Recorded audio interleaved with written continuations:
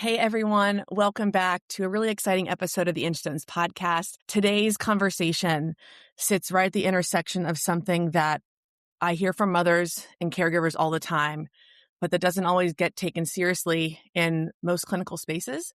That quiet, persistent knowing that my child understands more than they can show. And at Inchstones, we treat that knowledge as data and not wishful thinking. It's not denial, but it is data. And when you're raising a child with profound non-speaking autism, you're not observing those patterns from a distance. You're living inside those patterns and those inconsistencies and those moments that don't quite fit the narrative that you've been told. And too often, those moments that you have and collect get dismissed. And so today I'm so excited to welcome Dr. Dana Johnson here. She is a occupational therapist, researcher, co-creator of the Speller's Method, whose work challenges some of the most deeply held assumptions about autism, communication, and what we think about when a child can't reliably respond. If we misunderstand our children, we do limit them. And I think the misunderstanding, the limits of our current models, we limit them to. So we're going to hold two things as truthful: maternal intuition and the need for clarity and rigor. Dr. Dana, thank you so much for being here today on the podcast. Thank you. I'm excited to chat with you a little bit, Sarah. Thank you. Of course. Well, let's dive right into a topic that I love, which is really discernment, intuition that leads to clarity. So many mothers listening feel that their child understands more than they can express. And from your perspective, what are those clearest signs that point to this motor-based barrier rather than a cognitive one?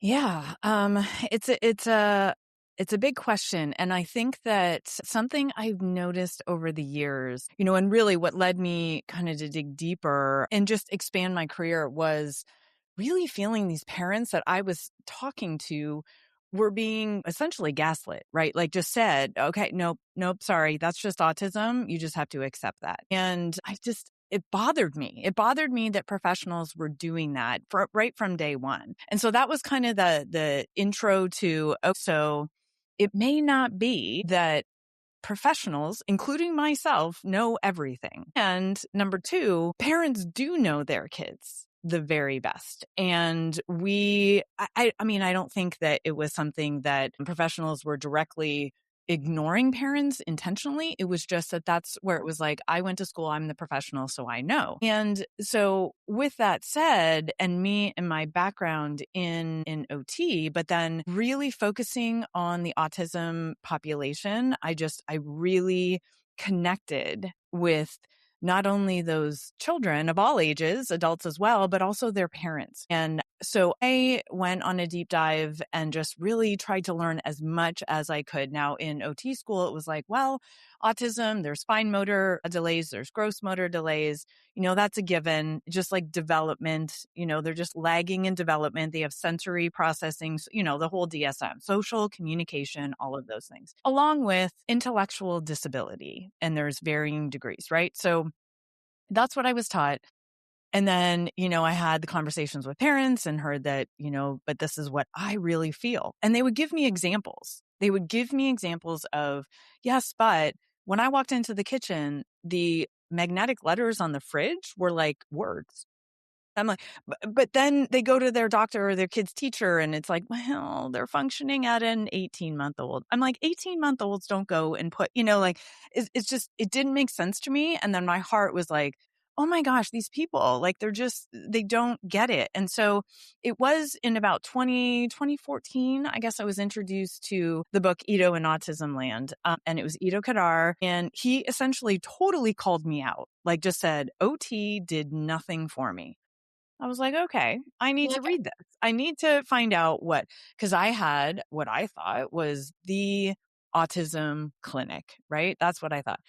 I then, based on what he said, because he was like, hey, swings are fun. Who doesn't? I like to go to the park and swing still. And I'm an adult, right? So super fun, all those things. I love them. Did they help my sensory system? Because yes, these individuals do have sensory processing challenges, but they didn't really help with what I needed the most. And that was that my brain did not connect to my body. And my body was this rogue thing that I could not control the majority of the time. There were moments that I could, but majority of the time I couldn't.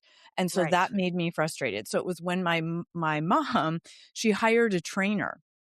So at that point, I mean, my own personal life has always revolved around training, like physical exercise. My undergrad is in exercise physiology. So it was like already ingrained. So I'm like, this is awesome. I can like put Yeah. all this together.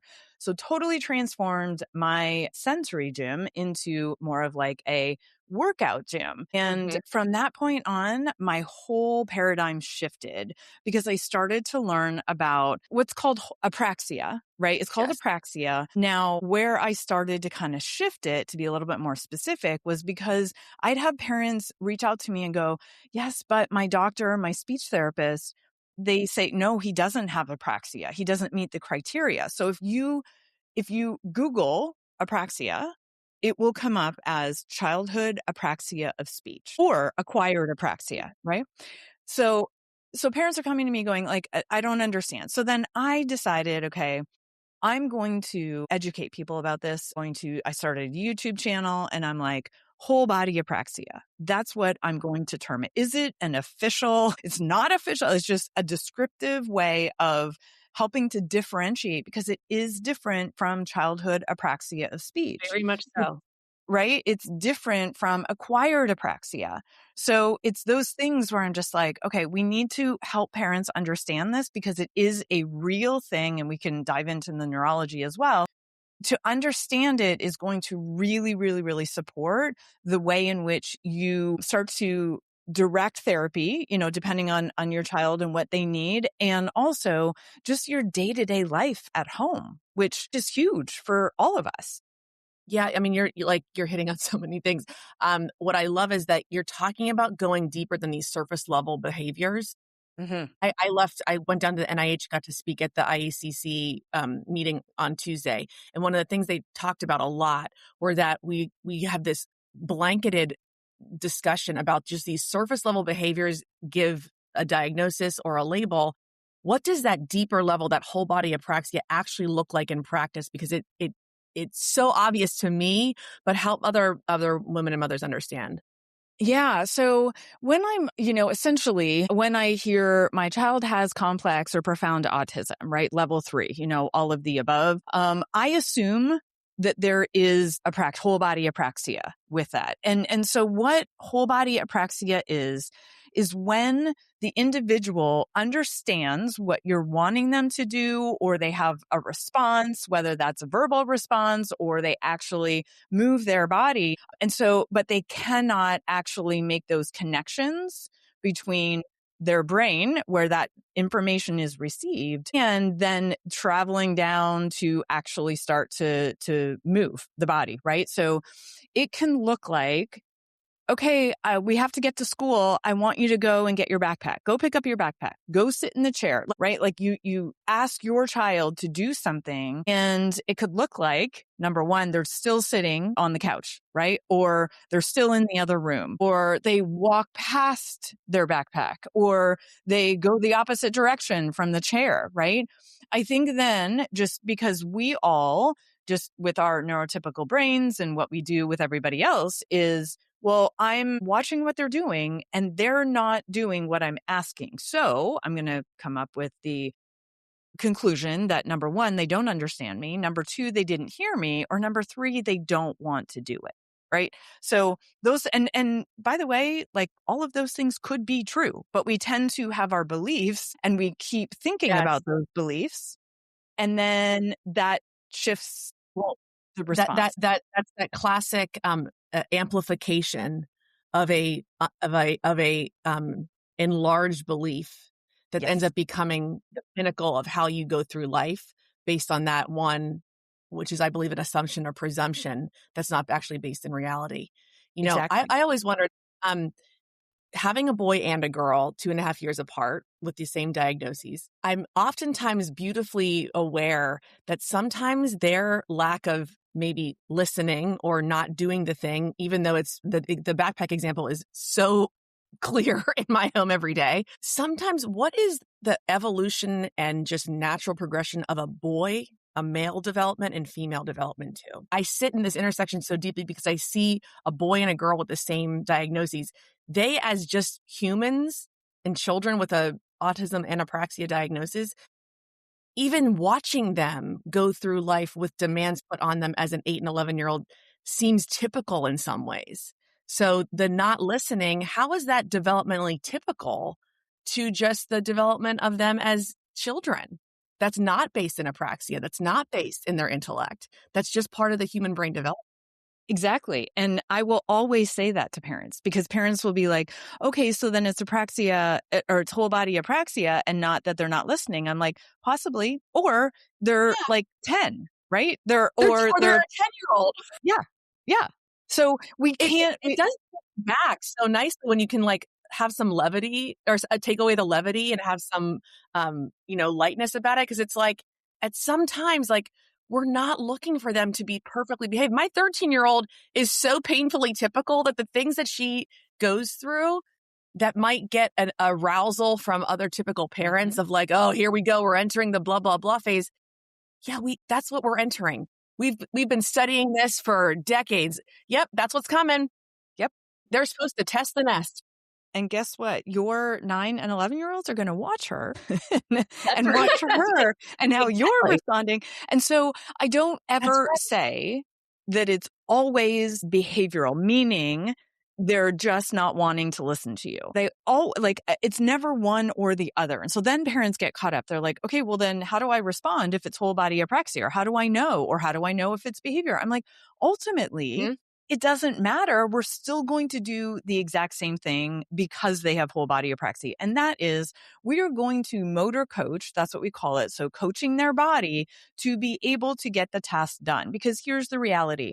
All of us have to do things that we don't want to do. One of them could be, I don't want to go to school today. And that's what the body is, essentially saying when they're not getting off the couch. Or it could be, I can't just start my body. I can't get my body moving, because that's very, very common. Initiation is the hardest thing to get moving with someone with whole body apraxia, just getting the body. So that looks intentional, like not being able to start their body. So I'll be like, it doesn't matter. They still have to go to school, right? They still have to. So let's work the same way, because so much of this, and this is the easiest thing and the hardest thing to do at the same time. And that is your mindset. Because if you go into this situation as he is just being a 12-year-old and is not listening to me, that is going to then, play out in everything. And this is just like parents with their kids in general, right? This is not but it's so, so, so important. And I think we as professional, me as a professional, because I was one of these professionals, we have done such a disservice to you as parents by saying and breaking these things down as behaviors that we need to approach differently, because they don't understand. We don't presume competence until they show us that they understand. Well, if you have a motor planning disability, that's not going to happen. So here we are setting your child up. When I say your child, it's the child of the therapist. It doesn't matter, for failure. And so that's why I'm like, this is what needs to be understood by not only the parents, but also the professionals. I want to give an example to use as just like a macro look at this. My children both have a very difficult time still getting dressed in the morning. They require, a lot of input from me.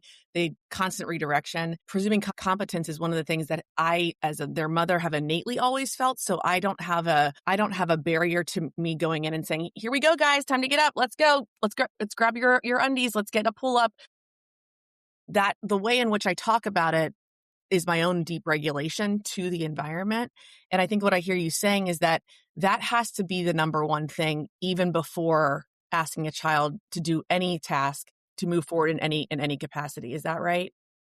Correct. Yes. Now you already are at the point of presumption of competence, and a lot of the families that I work with are as well. But then there's a lot that are not. And so it's kind of like, well, I can't just turn on the light switch and just presume that my kid understands, because for some, it's been 35 years of not presuming competence. So it's not as easy, right, as that may sound and may be. So that's why when I give a reason to presume competence, which is the neuromotor disability of the nervous system, now there's a reason why I need to presume competence. So that's really what my goal is there, is to help get to that point, because so many people, including professionals, especially professionals, need a reason to do that, because that goes against the majority of what they've been taught. Now, if you Yes. go to a professional and say, do you presume competence in my child?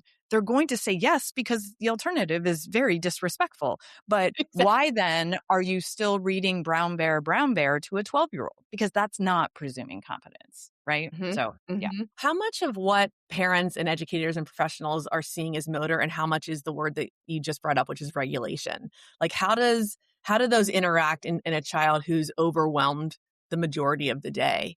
You know, from divorcing or separating the regulation piece from the actual motor neurological piece.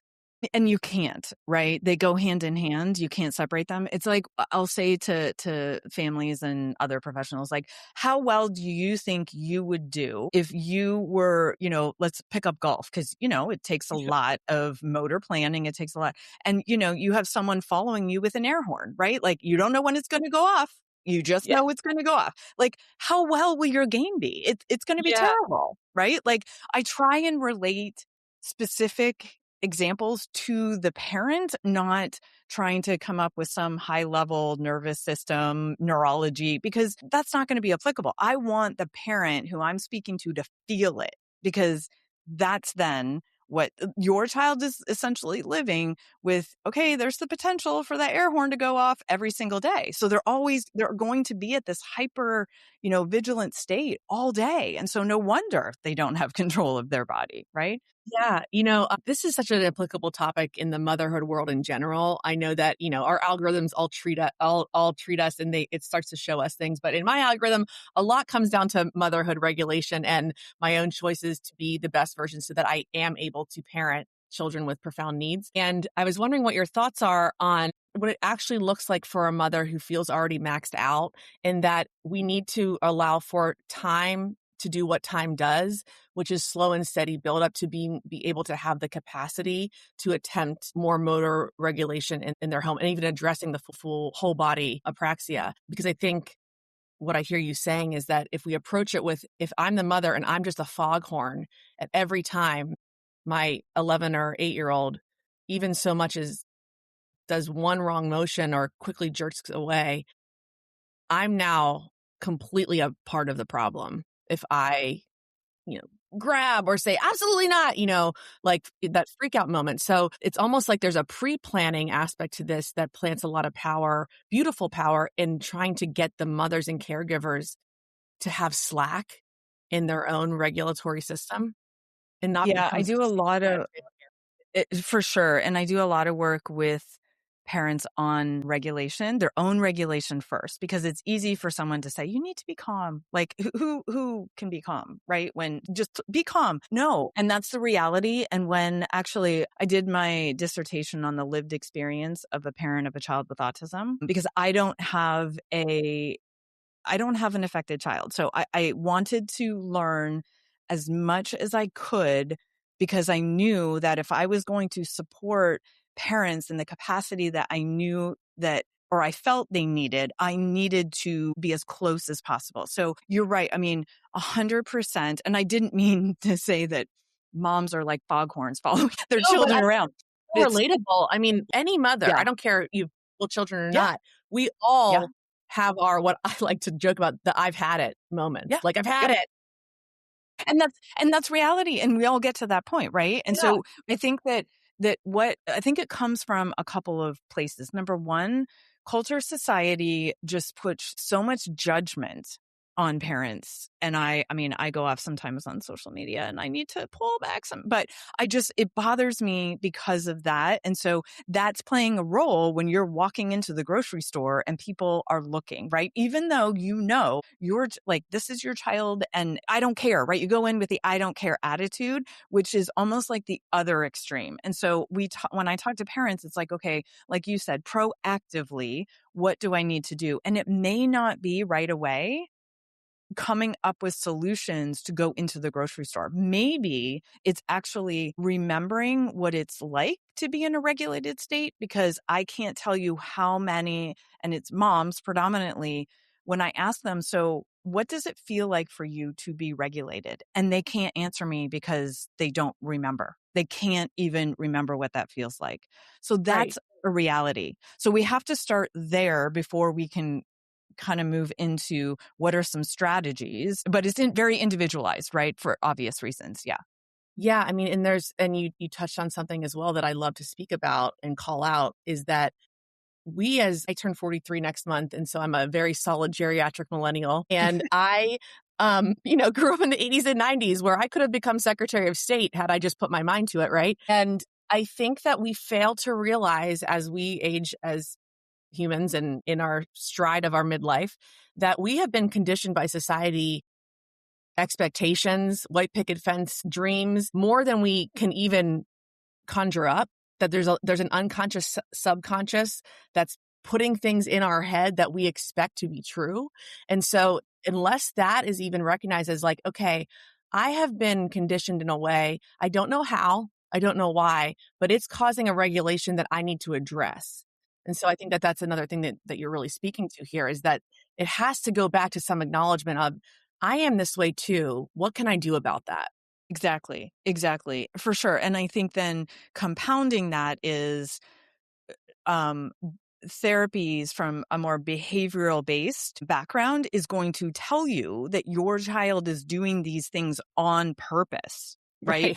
Right. Right. And so then that is going to, because, I was a kid, my mom, I remember, I knew how to push her buttons, right? And so then she would then react and you had this whole thing. Yeah. And so when you are being told those things, in addition to all that you just said, here we are now, like, I don't even know what to do. I'm at a loss. And so, yes, it's something that when parents can just realize, okay, I need to work on myself. It's, I mean, so many know that. It's not like it's like, okay, well, never heard this before. But the thing is I talk to parents about how you as a parent are your child's most powerful co-regulator, not a ball, not a swing, not squeezes, not all of that external. Those things help, but you Mhm. are the most powerful. So with Yes. that I also give permission to parents to go tap out. I can't do this because I know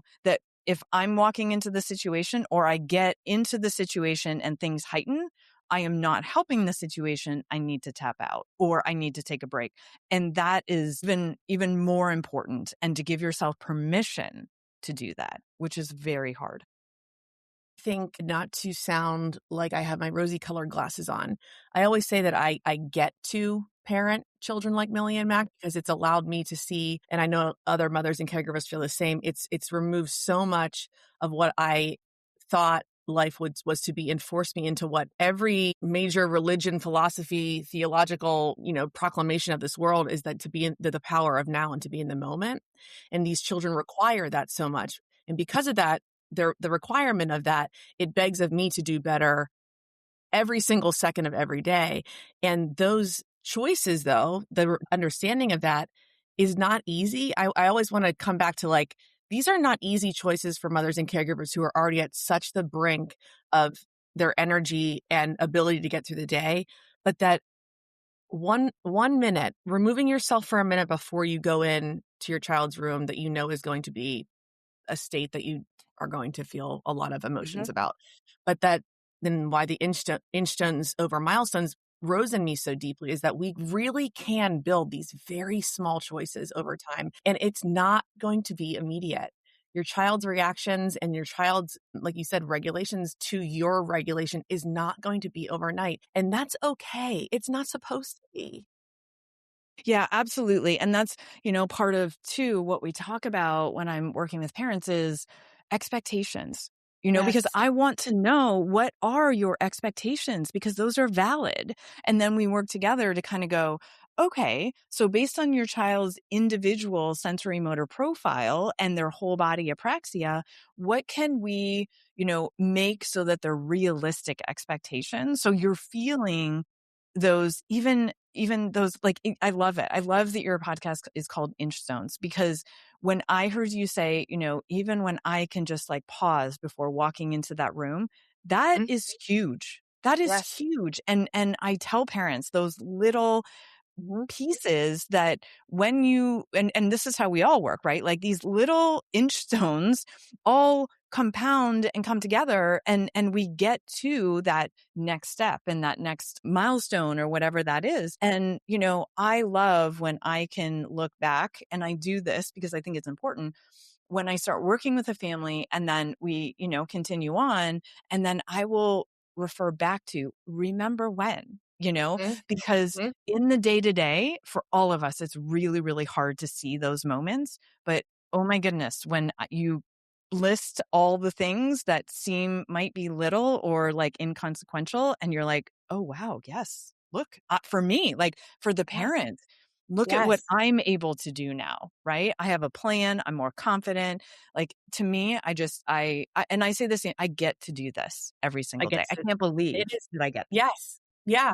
And a phrase I use quite often is that there's a life luxury. You cannot purchase the feeling of the reflection where you see the growth in Mhm. both your own motherhood and parenting to your child with extra needs, and then the reception of that by your child. That is a luxury that cannot be purchased. And it's one of the things that I guarantee everyone in my community wishes they could push the button and go, I just want to feel that. Like I just want to feel, and you cannot purchase it. And we live in such a fast-paced world in these communities and towns that are just so based on, current comfort and current, luxury or travel and expensive things and all this stuff. And at the end of the day, you cannot purchase the peace and beauty that comes with reflection over the small incremental choices that you make that will inevitably have the most beautiful ripple effect in your child. And I'm, Yeah. I'm really glad that you said that taking the time to reflect is very important. It is. It is, for not only to, seeing your child's development, because that's, typically the goal, right? When I Mhm. talk to parents initially and we go through everything, it's like, so what are your goals? And it's like, well, I want my child to, and some have more specific and others are, to be able to have all the opportunities or to succeed, or, a little bit more general, which we then narrow down. But I also then go, well, what about for you?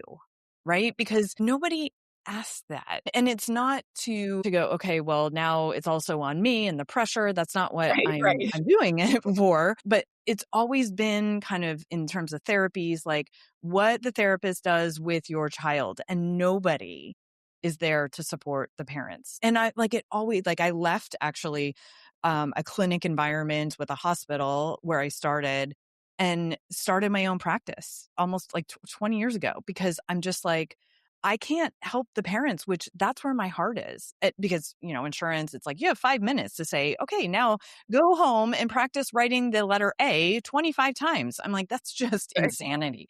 Yeah. So I just, it's like, that's where my heart is. That's what I want to do. And so, no, you as a parent are with your child the most. And I know, want to be able to support your child. And I also know, for the majority of parents, their biggest fear is what happens when I'm gone. And so that is one of the biggest things that we talk through. I also think, to your point, is that your child is of you and comes from you. And there is something very sacred and connective that we might not be able to tangibly, you know, have and catch hold of, but your ability and the system of you is so attached to the system of your child. And to know that those two systems as humans are so beautifully entwined, it's why we love so deeply. It's why we love so profusely. We can't capture that in a bucket, but we know it's there. So I think that your work just speaks so deeply to that. Dr. Johnson, I thank you so much for being here. I could talk with you all day and for engaging in this conversation with such Yeah. openness, because there are the community of women and mothers and caregivers, as I know that you work with day in and day out, and that are listening. There's such validation in what you're saying. And especially those who felt that are listening now, this quiet knowing that something doesn't fully add up, that I think that I hope that this episode with you, it gives language to that, but also permission to keep observing and to keep questioning and to keep trusting what you're seeing so that you can convey that to the practitioners and clinicians and therapists in your children's life. Because I really do, and I know you believe this too, believe that there are better outcomes for our children. They start and end with taking those observations seriously from the mother to their child. Yeah. So, Dr. Johnson, thank you so much for your time and for the work that you do for this population. You're so welcome. I appreciate it so much and I mean, this is a passion if you hadn't figured that out. I'm very passionate about it and just to be able to support parents, moms, because that's really the caregiving role, right? Like you said earlier. And it's really important to be able to talk about it and so that those who are in that role feel supported, because I don't feel that that's typical. That's not what's happening right now. Yes, and you use that passion to shift the lens, and to shift that work. And what you're really asking us is to let us feel grounded in how we interpret things differently, and then to walk through that with power and these small incremental wins along this journey. Yeah. Thank you again for your work. I will be sharing all of your details on how everyone can find you on the episode summary, and cannot wait to hear from my audience because they are going to be thrilled with all that you shared. Great. Thank you. You're welcome. All right, everyone. Until next time here on the Inchstones podcast.